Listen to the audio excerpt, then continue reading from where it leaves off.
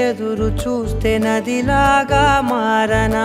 చైత్రమల్లె నువ్వు పూస్తే చిగురాకే అవ్వనా నన్నే వరించే యువరాజును అంట నీ యువ